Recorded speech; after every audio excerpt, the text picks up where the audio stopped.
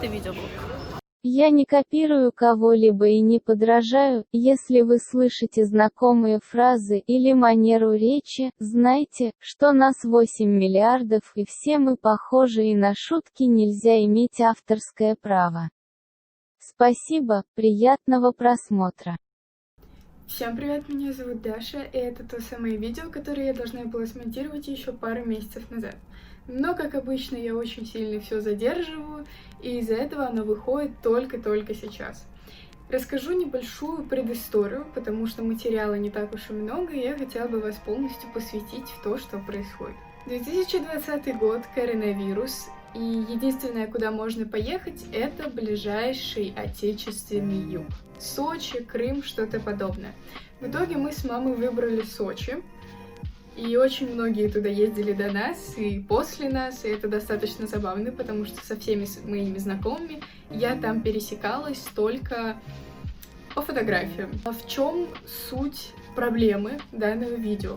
За неделю до отлета я немножечко приболела. Просто болело горло и немного закладывало нос. И это была самая роковая ошибка. Я заболела так, что пипец какой-то. Я сразу могу сказать, что это не коронавирус, и что меня не должны были посадить на какой-то специальный персональный карантин. Я просто банально простудилась. Но в тот момент, когда я летела в самолете, и когда мы проходили все паспортные контроли и тому подобное, я очень переживала, что люди заметят, что я немного болею, что у меня не очень такой здоровый вид. Хотя я сейчас пересматриваю видео, которое я снимала, и в принципе я выгляжу нормально, но мне тогда так не казалось, потому что у меня не было нормального голоса, я постоянно ходила, кашляла, но в целом нас пронесло. А перед началом этого видео призываю вас подписаться на мой канал, а также на мой инстаграм, потому что там я выпускаю различные фото и видео гораздо чаще, чем на этом канале. Это видеоблог.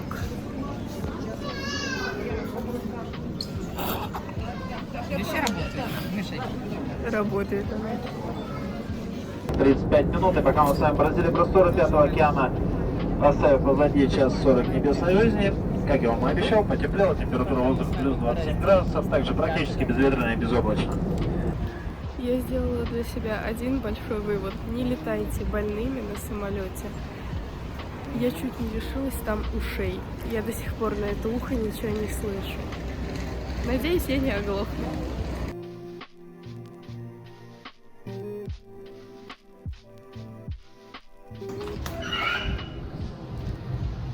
Пока я активно болею и активно умираю, мама активно купается и ест мороженое у меня на глазах. И я ей отомщу. Пипец как холодно, хоть там и 24, но из-за очень сильных ветров там очень холодно. В итоге мы вчера решили прилечь и полежать, и где-то часов в 7 проснулись только в 7:40 следующего утра. А я все еще болею. И вроде как, с одной стороны мне хуже, с другой стороны мне лучше, я не знаю. Не знаю, буду ли я жить, но я постараюсь. Конечно, в Сочи мы поехали кататься на подъемниках. Это была наша главная ошибка, поскольку когда человек болеет, большие перепады температуры не очень хорошо сказываются на его здоровье и могут даже усилить уже имеющуюся болезнь. Что, собственно, со мной и произошло. Наверху я чувствовала, что мне дико холодно. Причем я была в теплой кофте и в джинсах, а вечером даже, когда мы уже спускались, я надела куртку. И мне все равно было очень-очень холодно. Также, когда мы были почти на самой вершине, мы увидели облака. Мы попали в такую туманную облачную субстанцию. И одна из моих очень старых мечт было потрогать облака. И я теперь знаю, на что это похоже. Это похоже, как будто ты входишь в хамам. Я, конечно, всегда понимала, что облака — это просто скопление мелких водяных частиц. Но мне казалось это чем-то большим. Я думала, это будет как-то плотно, и что я смогу это как-то ощутить, осязать. Однако нет, это просто оказалось ощущение, как будто рядом с вами кто-то чем-то побрызгал, и вы вот просто трогаете вот эти не успевшие опавшие частицы влаги. Поэтому ничего сверхъестественного в этом нет. Но, с другой стороны, я наконец потрогала облака, причем реальные облака, и это было неожиданно. Я не была готова вот так вот раз и распрощаться с одной из своих меч посредством ее выполнения. Короче, вчера я очень сильно замерзла в горах, и с одной стороны это нормально, потому что там пипец как холодно. Но с другой стороны, когда мы вернулись, у меня была температура, максимум, который я вчера достигла, это 37,8. У меня очень сильно пропал голос, у меня безумно постоянно закладывает нос и периодически отказывает горло. Но в горах мы купили какой-то сборник, чай, трав, что-то там и мед. Мы купили еще сироп от кашля. Короче, кучу всяких лекарств. Мы кучу бабок в это всадили вообще. В целом, жить буду. Но когда, неизвестно. Мы сходили в магазин, купили вина, сварили глинтвейн. И вообще-то мне это помогло. Конечно, выпила я не весь 0,7 объем, который был в бутылке, а там что-то вроде пары стаканов. Но вот эта вот игра с градусами за счет алкоголя очень хорошо сказалась на моем состоянии. На следующий день, когда мне стало уже получше, у меня не было ни температуры, но у меня почти полностью исчез голос, мы поехали в скайпарк. Это такая хрень, где с большой высоты делают всякие долбанутые штуки. Кто-то прыгает вниз головой на... Я не помню, как эта хрень называется. Банж, что-то такое. Когда прыгают с этой резинкой на ноге. Мы походили, посмотрели, как они прыгают. Мы походили, посмотрели на всякие разные другие веселухи. Но изначально мы туда ехали, чтобы прокатиться на зиплайне. Моя мама боится не то чтобы высоты, а упасть откуда-либо. И она видела конструкцию достаточно хрупкой. В процессе полета я тоже так вот подумала. Но заставить мою маму прокатиться достаточно сложно. Я потратила на это где-то час, если не больше. Циклон номер 1. Вот там вот. Садись. Коленки к груди. Отлично, спинку назад. Вот тут держись, как ручка. Ножки вместе, вперед. Летишь в таком положении.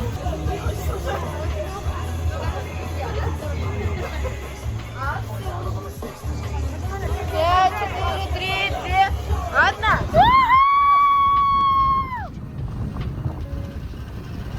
И по итогу мы прокатились, в чем был огромный минус. Из-за того, что я снимала, я постоянно смотрела в камеру, постоянно пыталась понять, крепко ли я держу телефон. Если что, он был привязан к моей руке, но все равно порывом ветра могло все порвать, и мне было очень страшно. Я очень сильно отвлекалась, и из-за этого не уловила полностью весь кайф полета. Однако в некоторых моментах я успела его поймать, и мне было страшно. Страшно, что сейчас что-то упадет. Мои волосы постоянно цеплялись за веревку сзади, и я думала, что что-то начинает рваться, что я сейчас за что-то запутаюсь, что мне будет больно или что-то такое. Мне постоянно казалось, что у меня что-то не закреплено нормально. И я, болеющий человек, еду в майке на скорости там 70 км в час. Там, где на минуточку температура сильно ниже, чем внизу, чем у подножия горы. И мне вообще пофигу. Весь грудак наружу, меня могло продуть еще сильнее. Слава богу, этого не произошло. Да тебе же понравилось. Тебе понравилось. Посмотри в мои глаза, я готова заплакать. Я тоже. Просто издеваешься над матерью. Я тоже почти плакала, потому что у меня не было очечков, и они мне светили прям. Видишь, да? Вот Нормально. Я так поняла, что это уже наша традиция, точнее мамина, издеваться надо мной, ждать тот момент, когда я надену лучший аутфит из того, что я с собой беру, совершенно не подходящий для чего-то, кроме фотосессий или легких прогулок по городу, и потащить меня в горы. Причем не просто по проселочным дорогам идти среди горных красивых вершин, нет. Это значит, что мы попремся куда-то, где нет ни асфальта, ни щебенки, ни откатанной дороги. То есть это будет просто грязь, вода, непонятно лежащие камни. Наступаю, иду, потому что ты идешь. А я что? Иду за тобой. Я с тобой вчера ездила, над пропастью летала. И чё? Это, считай, за прошлый год, когда ты меня в горы повезла, пошла мы с тобой. Потащила ты меня туда. Я устала, не хочу никуда идти. Она меня тащит куда-то.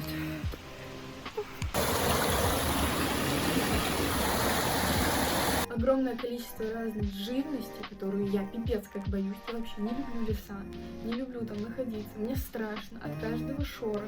Еще когда ты в очень незащищенном внешнем виде, когда тебе некомфортно, если что, я была в платье и в кроссовках. Потому что в этот день мы должны были улетать. И я думаю, я же, не зря взяла. Надо покрасоваться. Покрасовалась, потому что когда мы шли уже обратно, я решила подскользнуться. И слава богу, юбка в этот момент задрала. Мы были там вдвоем, все нормально, моя честь не опозорена. Но юбка задралась, и я упала кожей, бедром и попой на землю. Это единственное, что было испачкано. Мы очень легко в бречике потом отмылись. Мне очень повезло, что мое платье осталось чистым. Но я очень сильно упала на руку, никаких переломов, вывихов нету, но у меня оно немножечко кровилось, и было очень больно сгибать какое-то время руку в кулак. Однако, под конец мы узнали, что на самом деле мама повела нас совершенно не туда, куда надо было. И мы пошли не по хорошей протоптанной поселочной дороге, где был асфальт и щебенка, мы пошли зачем-то в заповедник. Просто мама подумала, что, я не помню, куда нам сказали повернуть, повернем сюда. И там был заповедник, реально, где было только камни, вода и земля. Хотя мы должны пойти были просто по красивой дорожке, которая была сделана на скале, где было огромное расстояние, где вообще не было страшно, где спокойно ездили машины, что успокаивает меня всегда. Просто вот так вот мама перепутала дорогу.